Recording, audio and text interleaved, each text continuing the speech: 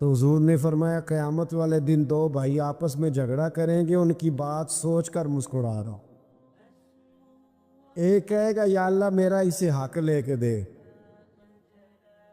تو اللہ فرمائے گا اس کے تو پہلے ہی بڑے حق تھے، نیکیاں تو اس کی جا چکی، اب تو کیا حق لیتا ہے؟ تو کہے گا مالک اس نے بڑا تنگ کیا، دنیا میں بڑا ستایا ہے۔ تو اللہ فرمائے گا اچھا اس طرح کر، اٹھ نہ ذرا جنت کی طرف نظر کر۔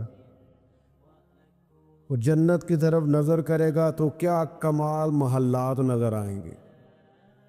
عرض کرے گا مالک یہ کس کو ملے گا؟ شہید کو، صدیق کو، یا اے اللہ سب سے بڑھ کر جو تیرے پیارے انبیاء ہیں ان کے محلات ہیں؟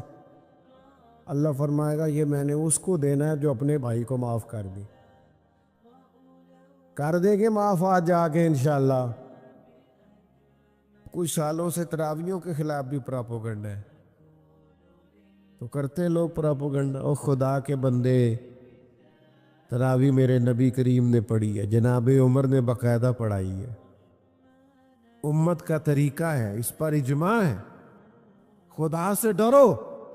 آپ کو میں تاکید کے ساتھ کہوں گا کہ جس طرح روزے رکھنے کی نیت کرنی ہے نا، تھوڑی تراویح کی بھی نیت کرو۔ جڑے منڈے نہیں نہ بولے مینو کیوں شاکے چ پاتا جے، تھوڑی سی تراویح کی بھی۔ اور ایک ہی حافظ، میرا دل بڑا ٹھنڈا ہوتا ہے جب کوئی بزرگ یہ کہتا ہے نا کہ جی میں معذرت چاہتا ہوں افطاری پہ نہیں آ سکتا، میں نہ اتھے قرآن جی شروع کیتا ہے تو میں اتھے ہی سارا سننا ہے۔ مزہ آ جاتا ہے بات کا، یعنی حافظ قرآن کے ہیں، عالم بھی ہیں، قاری بھی ہیں، اب ضرورت ہے قرآن کے عاشقوں کی۔ یہ رکے آتے ہیں نا محفلوں میں کہ فلانی نعت سناؤ، اللہ کرے آپ رکا بھیجا کریں کبھی محفل میں کہ سورۃ رحمان سناؤ، قاری صاحب کو رکا آیا ہو کہ سورہ ملک سنائے، سورہ ابراہیم کی تلاوت، یہ بھی رکے بھیجو یہاں تاکہ آپ کو بہترین تلاوتیں سننے کو ملے۔ بہت زبردست کر کے قرآن مجید پڑھنا ہے رمضان میں، ایک سپارہ ترجمے سے آپ پڑھیں پہلے دن میں، رات کو پھر اس کو سنیں۔ آپ ترجمے سے دن میں پڑھ کے رات کو سنیں گے تو آپ کو ذائقہ ہوگا کہ یہ کیا تلاوت ہو رہی ہے۔ اور ایک ہی جگہ پورا قرآن مجید سنیں۔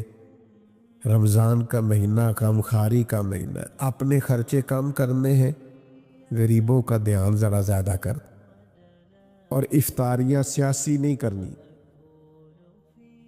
پارٹیاں پکی کرنے کو افطاریاں نہیں کرنی، ووٹ پکے کرنے کو افطاریاں نہیں کرنی، بلکہ غرباء کے لیے، مساکین کے لیے، اور تھوڑا پردے میں ڈال کے پتہ نہ چلے ان کو کون ہماری خدمت کر رہا ہے۔ غرباء کا دھیان رکھنا ہے۔ کپڑے شپڑے بھی شعبان میں ہی سلوا لے، رمضان کا مہینہ بازاروں میں نہیں پھرنا، اللہ اللہ کرنی۔ فرمائے اے ایمان والو، احسان جتلا کر اور ایذا دے کر اپنے صدقات کو کہیں باطل نہ کر لینا۔ اپنے صدقات باطل نہ کرو، احسان جتا کر، ایذا دے کر، تکلیف دے کر۔ لوگ جب کسی غریب آدمی کو کچھ دینے کے بعد احسان جتلا رہے ہوتے ہیں اور اس پر اپنی نیکیاں گنوا رہے ہوتے ہیں، اور وہ بغیر کسی ٹھہراؤ کے بولتے چلے جاتے ہیں، تو آپ اندازہ کر سکتے ہیں کہ اس مجبور، تنگ دست اور غریب آدمی پر کیا گزرتی ہے۔ اس کا دل کن بے چینیوں، بے قراریوں اور پریشانیوں کا شکار ہوتا ہے۔ لیکن ہمارے ہاں تکلیف دینے والے ایک منٹ کا بھی وقفہ کرنے کو تیار نہیں ہوتے۔ اللہ کے پیارے رسول صلی اللہ تعالیٰ علیہ وسلم نے 3 لوگوں کے بارے میں ارشاد فرمائی، یہ جنت میں نہیں جائیں گے۔ نسائی شریف میں یہ حدیث موجود ہے۔ یا رسول اللہ صلی اللہ تعالیٰ علیہ وسلم کون کون لوگ؟ ایک فرمایا جو شراب کا عادی ہو، دوسرا فرمایا جو والدین کا نافرمان ہو، اور تیسرا حضور فرماتے ہیں جو احسان جتلانے والا ہو، جنت میں نہیں جائیں گی۔ نیکی کی ہے اب تو بھول جا، اور نیکی کی ہے تو اسے محض اپنے رب کی رضا کے حصول کا ذریعہ سمجھ۔ تو احسان جتلا رہا ہے، یہاں تک کہ والدین کے ساتھ، بہن بھائیوں کے ساتھ، دوست احباب کے ساتھ، قریبیوں کے ساتھ نیکی کر کے بھی لوگ احسان جتلاتے، ضائع ہو جاتی ہیں نیکیاں۔ یعنی عجیب بات ہے نا، حضور فرماتے ہیں احسان جتلانے والا جنت میں نہیں جائے گا، یعنی نیکی کر کے دوزخ خرید لی، احسان کر کے، خرچ کر کے اپنے لیے جہنم کٹھی کر لی۔ کیوں؟ احسان جتلایا، اس نے بتلایا ہے۔ یوں تو ہر ایک کو شیطان سے ڈر لگتا ہے، اور مجھ کو اس دور کے انسان سے ڈر لگتا ہے، اور جس کی ہر بات میں پوشیدہ ہو نشتر کی چبھن۔ شاعر کا تخیل دیکھیے، نشتر کی چبھن، جس کی ہر بات میں پوشیدہ ہو نشتر کی چبھن، ایسے ہر صاحب احسان سے ڈر لگتا ہے۔ اس طرح کے احسان کرنے والوں سے خوف آتا ہے کہ اللہ بچا ان سے۔ کچھ لوگ اذیت دیتے ہیں، تکلیف دیتے ہیں، آزمائش میں ڈال دیتے ہیں۔ کسی کے گھر مہمان چلے گئے، آپ کو چند لمحوں کے لیے جانا ہے، تو آپ وہاں جا کر ایک بڑے زبردست قسم کے انجینئر کیوں بن گئے ہیں؟ یہ دیوار پہ کیا کام کرایا ہے، یہ کس سے کرایا ہے، یہ اگر آپ کو میں ایک بندہ بتاؤں، اگر فلاں سے آپ کام، بھئی آپ کو تو بطور مہمان بلایا گیا ہے، آپ کو کس نے کہا ہے کہ آپ کو انجینئر کے طور پہ دعوت دی ہے؟ آپ آئے ہیں، تشریف رکھیے، اور جتنی دیر آپ کو کہا جاتا ہے آپ بیٹھیے، اور پھر اس پر تبصرہ ہے، یہ فرنیچر کہاں سے لیا ہے، یہ قالین کہاں سے آیا ہے، اتنے سوال جواب۔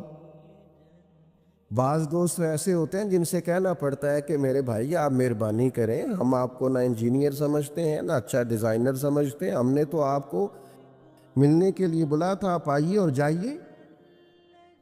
اور اتنے زیادہ تو مطلب وقت ہی نہیں ہے انسان کے پاس کہ وہ جائے اور اتنے زیادہ تبصرے کرے اور جا کے کسی کو تکلیف دے۔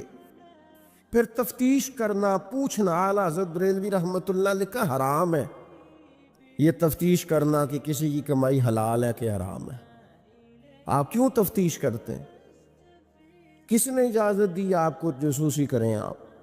آپ تکلیف دے رہے ہیں سامنے والے کو، کیا کرتے ہیں، کیا کماتے ہیں، کہاں سے؟ میرا رب ہے جس نے سب کے پردے رکھے ہوئے ہیں۔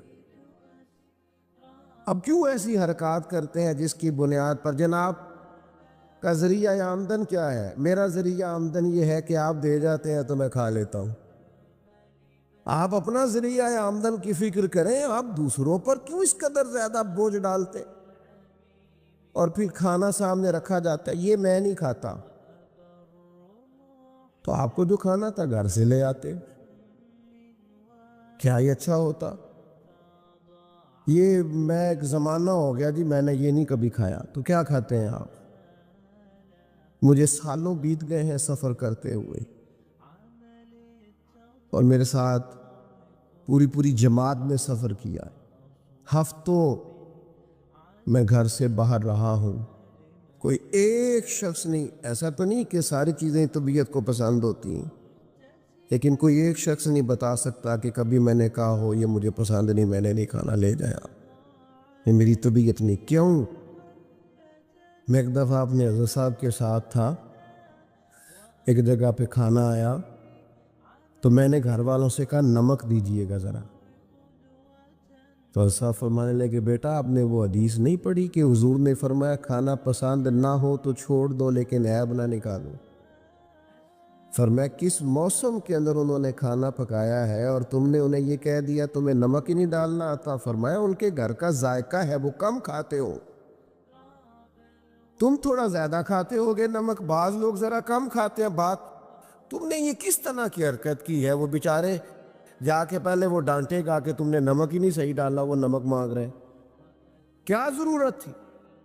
تھوڑا سا وہ حضرت سلمان فارسی رضی اللہ تعالیٰ عنہ کے گھر میں مہمان آ گئے، تو آپ نے کھانا رکھا تو وہ صاحب کہنے لگے کبھی پودینے کی چٹنی ہو جاتی نا۔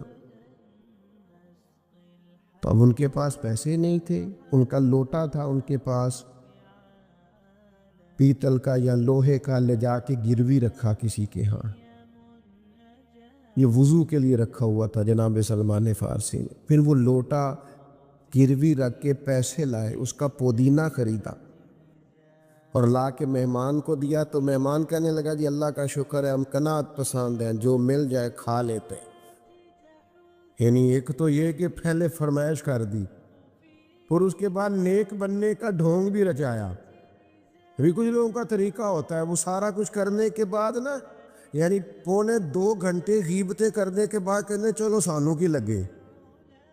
بھئی آپ 15 منٹ ہی رہ گئے تھے، 2 گھنٹے پورے ہونے لگے تھے، ساری تو کر لی آپ نے، اب پیچھے بچا کیا ہے؟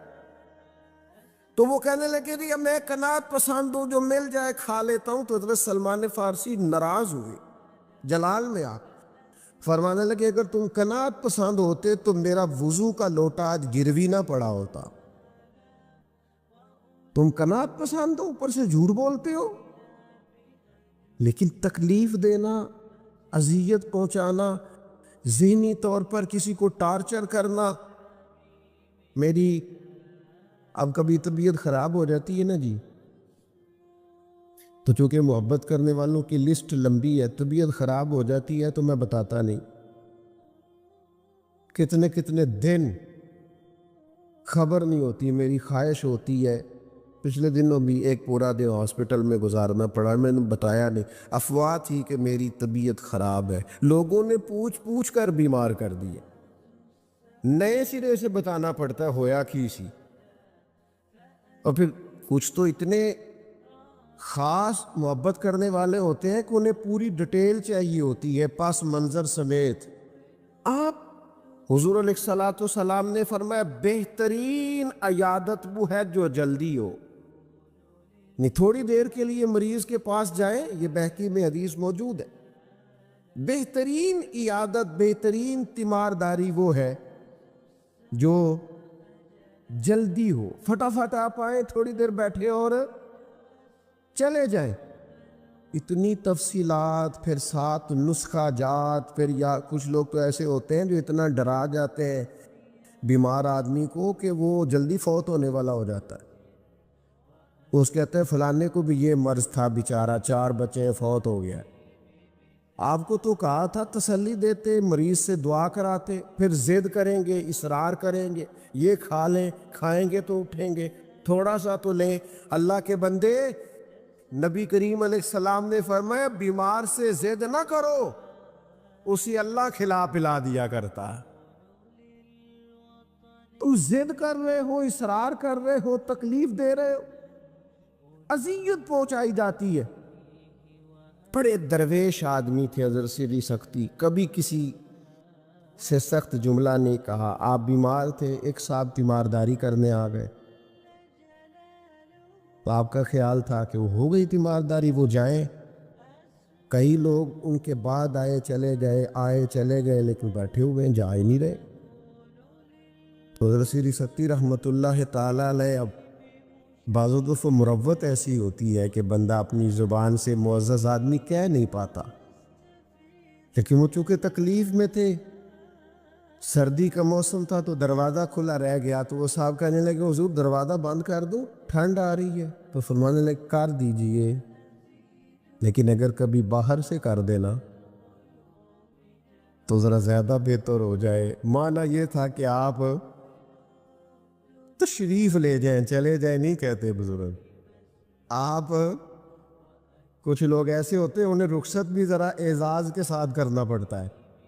آپ تشریف لے جائیں اور دروازہ باہر سے بند کر دیں تاکہ ہوا بھی نہ آئے اور آپ جیسا کوئی پکا مہمان دوبارہ بھی نہ آئے۔ تشریف لے جائیں، تکلیف نہیں دیں، اذیت نہ دیں کسی شخص کو کسی بھی طرح سے پریشان۔ ایک ہمارے ہاں اور بڑا مسئلہ ہے، میں تو مذاق کر رہا تھا۔ مذاق کیا ہوتا ہے؟ مذاق تو جاہلوں کا کام ہے۔ یہ موسیٰ علیہ السلام کی قوم نے کہا کہ ایک شخص کا انتقال ہو گیا ہے تو ہمیں بتایا جائے کس نے قتل کیا ہے، تو جناب موسیٰ علیہ السلام نے فرمایا گائے ذبح کرو۔ تو ان لوگوں نے کہا آپ ہم سے مذاق کرتے ہیں، اتتخذونہ ہزوا، آپ ہم سے مذاق کرتے ہیں؟ تو فرمایا اعوذ باللہ ان اکون من الجاہلین، میں اللہ کی پناہ چاہتا ہوں کہ میں جاہلوں میں سے ہو جاؤں۔ مذاق کرنے کو جناب موسیٰ نے قرآن مجید کا پہلا پارہ کہتا ہے جاہلوں کا کام کہا ہے۔ مزاح ٹھیک ہے، دل لگی ٹھیک ہے، یعنی آپ خوش طبعی کریں۔ مذاق تو کسی کے عیب کا ہوتا ہے، تیری آنکھ کس طرح کی ہے، تیری ناک چپٹی ہے، یہ مذاق ہوتا ہے۔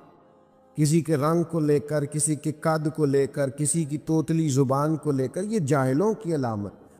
آپ دل لگی کریں، حضور بھی دل لگی فرماتے، مسکراتے دل لگی کریں، اس میں کسی کو تکلیف نہیں ہوتی، کسی کا عیب نہیں اچھلتا، کوئی بات ایسی خوشی کی آپ اس پہ خوش ہو جائیں۔ لیکن آپ یہ جو رویے ہمارے ہاں پائے جاتے ہیں یہ مذاق ہے، اور مذاق شریعت میں جاہلوں کی علامت ہے۔ حضور فرماتے ہیں قیامت والے دن وہ لوگ جو لوگوں کا مذاق اڑاتے تھے، تکلیف دیتے تھے، قیامت والے دن ان کے ساتھ یہ معاملہ ہوگا کہ جنت کا دروازہ ان کے لیے کھولا جائے گا، پھر بند کر دیا جائے گا، پھر کھولا جائے گا، پھر بند کر دیا جائے، پھر کھولا جائے گا، اور پھر دوبارہ وہ کہیں گے یہ کیا ہو رہا ہے؟ تو انہیں کہا جائے گا تمہارے اس مذاق کی تمہیں سزا دی جا رہی ہے جو دنیا میں تم اللہ کے بندوں کے ساتھ کرتے تھے۔ تکلیف دیتے ہیں لوگ۔ یہ کچھ سال پہلے کی بات ہے، آپ کو پتہ ہے ہمارے ہاں اپریل فول بھی منایا جاتا ہے، جھوٹ بولنے کا دن۔ ایک صاحب تھے بیچارے ہارٹ پیشنٹ، یہ پنجاب کا ہی واقعہ ہے، تو ان کو فون کر دیا کہ تمہارا بھائی ایکسیڈنٹ میں فوت ہو گیا ہے، کسی نے مذاق کیا۔ تو بیچارے ہارٹ پیشنٹ تھے، خبر سن کے ان کو پھر ہارٹ اٹیک ہوا اللہ کو پیارے ہوئے، اور بعد میں پتہ چلا کہ کسی نے مذاق کیا، بھائی تو بالکل ٹھیک ٹھاک، آپ کے ایک مذاق نے کسی کی جان لے لی، گھر اجڑ گیا، عورت بیوہ ہو گئی، بچے یتیم ہو گئے، اور آپ مذاق کر رہے تھے، تکلیف دے رہے تھے، آپ آزمائش میں مبتلا کر رہے تھے۔ میں نے ایسے طلباء کو دیکھا ہے، کالج میں، مدرسے میں، یونیورسٹی میں، اسکول میں، جو بیچارے کسی وجہ سے کمزور تھے، کوئی ایسا معاملہ تھا، ان کا اتنا مذاق اڑایا گیا کہ وہ بیچارے تعلیم چھوڑ کے چلے گئے، گزارا نہیں ہو سکتا جہاں، ہر آدمی مذاق اڑا رہا۔ اور بعض لوگوں کی غربت کا مذاق اڑایا جاتا ہے، ان کو کھاتا ہوا دیکھ کے مذاق کرنا، ان کا لباس دیکھ کے مذاق کرنا، ان کی سادہ پرانی اور دیسی گفتگو سن کے مذاق اڑانا۔ نتیجہ یہ نکلتا ہے کہ مایوس ہو جاتے ہیں لوگ، پریشان ہو جاتے ہیں۔ ایسا نہیں کرے، یہ تکلیف نہ دے کسی مسلمان، اذیت میں مبتلا نہ کرے، ذہنی طور پر ٹارچر نہ کرے، آپ کوئی ایسا کام نہ کرے جس سے بار بار آزمائش ہو۔ کچھ لوگ زندگی میں گناہ کرتے ہیں، اللہ معاف کرے، غلطیاں ہو جاتی ہیں، پھر وہ لوگ توبہ کر لیتے ہیں،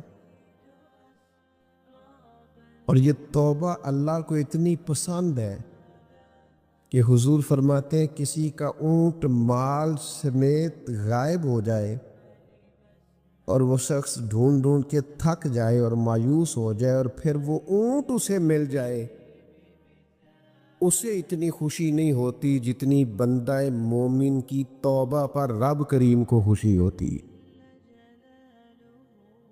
کتنا بڑا انعام ہے۔ حضور فرماتے ہیں ہر شخص خطا کار ہے، پر بہترین خطا کار وہ ہے جو توبہ کرتا ہے خطا کار پر بہترین خطا کار۔ کیا بات ہے اس کی خطا کی، جو خطا کرتے ہی رو پڑا ہے، اللہ کے حضور توبہ کر رہا ہے، لیکن لوگ مذاق اڑاتے ہیں لوگوں کے گناہوں کا۔ وہ توبہ کر چکے ہیں، وہ چھوڑ چکے ہیں، وہ اس راہ سے ہٹ چکے، لیکن مذاق کرنا، مذاق اڑانا، تکلیف دینا، अजियत में मुब्तला करना। हुजूर अलैहिस्सलाम ने फरमाया किसी शख्स से कभी कोई गुनाह किया फिर उसने तौबा कर ली, फरमाया जिसने दोबारा उसे उसका गुनाह याद कराया, अल्लाह याद कराने वाले को सज़ा देगा मरने से पहले पहले ये उस गुनाह के अंदर मुब्तला हो जाए। मुस्लिम शरीफ में मौजूद, इसको सज़ा मिले तो टार्चर नहीं करें, तकलीफ नहीं दें, ज़हनी तौर पर लोगों को अज़ियत में मुब्तला ना करें। और फिर रिश्ते देखे जाते हैं हमारे यहाँ, तो इस कदर ज़्यादा मतलब आजमाइश में लोगों को मुब्तला कर दिया जाता है, इस कदर ज़्यादा आजमाइश में लोग, मैं हमारा चूँकि देहातों से ताल्लुक़ है, तो पुरानी ख़वातीन कभी जाती थी ना रिश्ता देखने के लिए बेटे का, तो उनसे कहा जाता था कि आपको वहाँ रिश्ता नहीं करना, तो कहती थी नहीं हमने नहीं करना। तो कहते थे भाई आप बताएं क्या वजह है, तो वो कहती थी वजह कोई नहीं बतानी, इसलिए कि मेरे घर में भी बेटियां हैं, मैं कोई वजह नहीं बयान करूँगी, मैं किसी की बेटी का ऐब कैसे बयान करूँ। लेकिन मैंने अखबार में उस बेटी का तज़किरा भी पढ़ा जो पिछले 2.5 सालों से इसलिए मेंटल हॉस्पिटल में ज़ेरे इलाज है कि कोई 50 से ज़्यादा लोग रिश्ता देखने आए। किसी ने कहा ज़रा चल के दिखाओ, तो किसी ने कहा ज़रा बोल के दिखाओ, तो किसी ने कहा कि अगर कद 2 इंच बड़ा होता। इतनी तकलीफ, इतनी अज़ियत। और उस दीन के मानने वाले जो दीन हमें सबक देता है कि बेटियां और बहनें होती बराबर है, वहाँ ये रवैया हमारा। और ज़्यादातर उन लोगों का मामला जिनके पास नया नया पैसा आया, नई नई दौलत आई, अब उनको समझ नहीं आ रही कि वो कैसे अपने आप को ज़मीन से उठा के आसमान तक ले जाए। खुदा के बंदो, इस तरह की अज़ियत, इस तरह की तकलीफ़, इस तरह का लहजा जिससे सामने वाला नफ्सियाती बोझ के नीचे दब जाए, ये बंदा मोमिन की शान नहीं है। कभी भी ऐसा ना करें, उजली उजली सोनी सोनी साफ सुथरी बात करें। मोमिन की शान ये है कि सब कुछ हो सकता है, पर मोमिन झूठा नहीं हुआ करता, वो बददियानत नहीं होता, वो किसी को तकलीफ नहीं देता, अजियत ना दे, परेशान ना करें। घंटों बैल बजा रहा है गली से गुजरने वाला आदमी, लेकिन साहब गाड़ी लगा के चले गए, उन्हें पता है दूसरी गाड़ी नहीं गुजरेगी, लेकिन वो अजियत दे रहे हैं। एक चोर ऊपर से सीना जोर, अगर वो बाहर निकले हैं कि आपको जाना है और सामने गाड़ी लगी हुई है, तो वो निकल के कहते हैं कोई आग बुझानी है आपने, जाके फायर ब्रिगेड की गाड़ी में बैठे। नहीं जनाब, आग नहीं बुझानी, लिहाजा आप आराम करें, लगी रहने दे गाड़ी। पता है आपको नबी पाक अलैहिस्सलाम ने रास्ते बंद करने से मना फरमाया, रस्तों के निशान मिटाने वालों पर लानत फरमाई। जहाँ जहाँ लिखा होता है ना लाहौर इतने किलोमीटर दूर है, वहाँ इश्तिहार लगा जाते हैं लोग। आपको पता है यहाँ इश्तिहार लगाना मना है। रस्तों के निशान मिटाने वाले को मलून का है हुजूर, तकलीफ दे रहे अल्लाह के बंदों को, आजमाइश में डाल रखा है। नबी करीम अलैहिस्सलाम के प्यारे गुलाम और उम्मत के लीडर सैयदना उमर फारूक रज़ी अल्लाह ताला मक्का मुकरमा तशरीफ ले गए, तो पता चला एक सरदार ने रोड़े रख के अपनी गली में कुछ जगह ऊंची कर ली है, लोगों को गुजरने में तकलीफ होती है। ये हजरत उमर है, उन्होंने ये नहीं कहा कि मुझे आलमी मसला बताओ, गली मोहल्ले का केस मैं सुनूं, जाओ बल्दिया वालों से बात करो, ये नहीं फरमाया। कि जनाब एक सरदार ने गली में पत्थर रख लिए हैं अपनी किसी सहूलत के लिए, लोगों को तकलीफ होती। जनाब उमर दुर्रा लेके गए, सरदार के दरवाजे पे दस्तक दी, मक्का मुकरमा में थे हजरत उमर, वो बाहर आए, फरमाया रोड़े तुमने रखे हैं? जनाब मैंने रखे हैं। फरमाया उठाने भी तुम्हें ही पड़ेंगे, निकलो बाहर, तुमने अल्लाह के बंदों का रास्ता क्यों रोक दिया, उठाओ इन्हें, लेके चलो। यहाँ तो अजीब हालत हो गई है। आप किसी को कह के देखे, उसने एक मोटरसाइकिल गुजारनी होती है सिर्फ, لیکن سارے آنے جانے والوں کا راستہ اس نے تھڑی بنا کے روک دیا ہے۔ اسے کیا لگے؟ اذیت نہ دیں، تکلیف میں مبتلا نہ کریں، اللہ کے بندوں کے لیے آسانی کریں، کوشش کریں ہمیشہ کہ اگر ہم کسی شخص کے ساتھ آسانی کر سکتے ہیں، سہولت دے سکتے ہیں تو اسے سہولت دیں۔ لیکن وہ ایسا عجیب معاملہ ہو گیا ہے آج کل کہ آپ کسی کو کسی ایسی معاملے میں سمجھانے کی کوشش کرتے ہیں تو وہ الٹا اس پر دلائل دیتا ہے، اور میں نے دیکھا ہے ذہنی تناؤ بڑھ رہا ہے،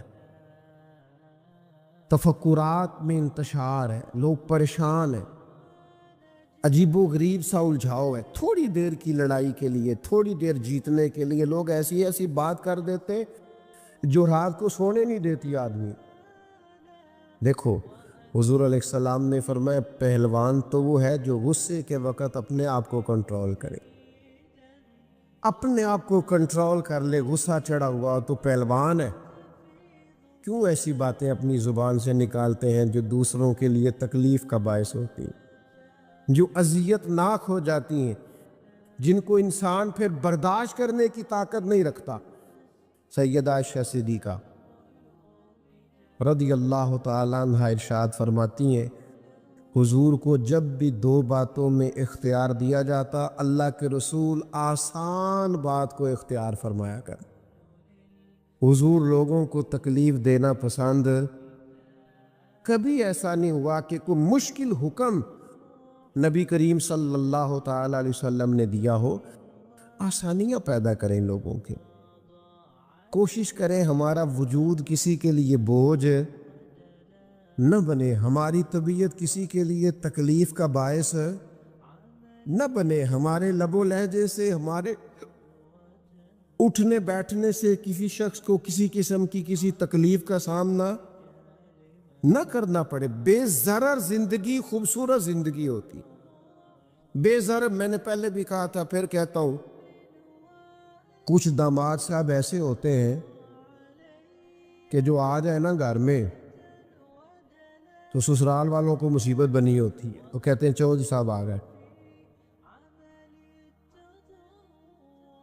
بڑی تکلیف کا باعث ہوتا ہے وہ، اور وہ سارا کھانا پینا بھی کھاتا ہے، آرام بھی کرتا ہے، اور جاتی دفعہ اپنی بیوی سے کہتا ہے تیرے پیکے میری عزت نہیں کرتے۔ وہ اذیت دیتے ہیں، تکلیف دیتے ہیں۔ کچھ لوگ ایسے بے ضرر ہوتے ہیں، وہ کہیں چلے جائیں آ جائیں، اسی کسی دے کچھ بھی نہ لگ دے، نہ کوئی ساڈا درد، بے ضرر، جہاں بیٹھے ہیں وہاں بیٹھ گئے۔ ایک دوست تھے بڑے پیار والے اور بڑے سیانے آدمی ہیں، لیکن سیانے بندوں کو بھی کئی دفعہ باتیں کرنے والے وہ دور لے جاتے ہیں۔ تو ان کی سسٹر ان لا کی شادی تھی، 3 کاریں تھیں، باقی 3 بہنوئی بٹھا دیے انہوں نے اپنے داماد، اس کو کہا ٹیوٹے میں بیٹھ جاؤ۔ یہ ٹیوٹے میں بیٹھے تھے تو ایک صاحب نے کیا، لو جی تے جوائی پائی بھی ٹیوٹے جی نے، وہ چھلانگ لگا کے نیچے آ گیا، اپنی بیوی کو لیا، کہنے لگا اسی جانا ہی نہیں، ساڈی عزت ہی نہیں کرتے۔ دسو ٹیوٹا سواری نہیں تو انسان بیٹھتا نہیں، لیکن دیہاتی لوگ ہیں نا۔ اب وہ سارے گھر میں مصیبت بلی ہوئی ہے، اس کی بیوی رو رہی ہے، اس کی ماں رو رہی ہے، بڑی عجیب و غریب کیفیت۔ اس کے سسر صاحب نے مجھے فون کیا کہ یہ آپ کی بڑی بات مانتا ہے، ذرا فون کریں۔ تو میں نے اسے فون کیا، میں کہ تو صرف نہ 3 منٹ بھول جا، تینوں کسے کوئی گال کی تھی، تو سوچ بھلا تو نے یہ فساد کس لیے ڈالا ہوا ہے؟ عزت مانگ کے لی جاتی ہے، چھین کے لی جاتی ہے، احتجاج کر کے لی، یہ طریقہ عزت لینے کا جو تم نے اختیار کیا۔ تو 4-5 منٹ کے بعد سوچ کے کہنے لگا اوہو مجھ سے بڑی غلطی ہو گئی، تو مجھے چڑھا دیا کسی نے، میں چڑھ کے۔ اس طرح کی تکلیفیں بہت سارے لوگ دیتے ہیں، ذہنی طور پر ٹارچر کرتے ہیں۔ او یار تیرے ابا نے تیرے اوپر تو کبھی انویسٹ ہی نہیں کیا، سارے پیسے بڑے بھائی کو ڈاکٹر بنانے میں لگا دی۔ او جناب یہ پڑھا ہی نہیں، ابا جی کو کوئی اعتراض نہیں تھا اس پر خرچ کرنے پر، یہ پڑھنے کو تیار تھا ہی نہیں۔ تو ٹارچر کرتے ہیں لوگ، ذہنی طور پر تکلیف دیتے ہیں، اذیت میں مبتلا کرتے ہیں۔ امیر لوگوں سے بات کرنی ہے تھوڑی سی، ناراض تو نہیں ہو جائیں گے امیر بندے؟ ہم پتہ کیا کرتے ہیں، غریبوں کو بڑی اذیت دیتے ہیں ذہنی طور پر، خرچے امیر زیادہ کرتے ہیں، مہنگی شادیاں امیر کرتے ہیں، غریبوں کے لیے حالات خراب ہو جاتے ہیں۔ نبی رحمت صلی اللہ تعالیٰ علیہ وآلہ وسلم نے نا ولیمے پر ضرور جانے کا کہا ہے، اور ولیمہ ضرور کرنے کا کہا ہے، اور حضور نے پتہ کیا فرمایا؟ فرمایا وہ بدترین ولیمہ ہے جس میں اسے بلایا جائے جو آنا نہیں چاہتا، اور اسے نہ بلایا جائے جو آنا چاہتا ہے۔ یعنی جو غریب آدمی، سادہ آدمی دعوت قبول کرے گا اسے دعوت نہیں دی جاتی، لیکن کسی بڑے آدمی کے پاس وقت لے کے کارڈ لے کے پہنچتے، جناب 10 منٹ کے لیے آ جائیں، یہ بدترین۔ اور ایک اور حدیث میں فرمایا حضور نے کہ وہ بدترین دعوت ہے، اس میں صرف امیروں کو بلایا جائے اور غریبوں کو۔ ہمارے ایک دوست ہیں میرج ہال والے، تو وہ مجھے کہنے لگے کہ کھانا جب ہم دیتے ہیں نا ہال میں، تو اگر بارات کسی دیہات سے آنے والی ہو نا، گاؤں کے لوگ ہو، تو ہم کھانا تھوڑا زیادہ رکھتے ہیں، لیکن اگر شہر کے امیر لوگ ہو تو کھانا تھوڑا رکھتے ہیں، اس لیے کہ امیروں کی تو پرہیز ہی بہت زیادہ ہے، انہوں نے تو بڑے حساب کتاب سے کھانا ہے۔ غریب آدمی بیچارہ، اب غریب کو طلب ہوتی ہے، اسے روز گوشت نہیں ملتا، لیکن اس کے لیے ہم گنجائش دینے کو تیار نہیں ہے۔ نبی پاک علیہ الصلوۃ والسلام نے ہمیں مل جل کے رہنے کا کہا ہے، مل جل کے، یعنی اس درجے کی روایت آپ کو دوسری نہیں ملے گی کتب احادیث میں، اس درجے کی روایت دوسری نہیں۔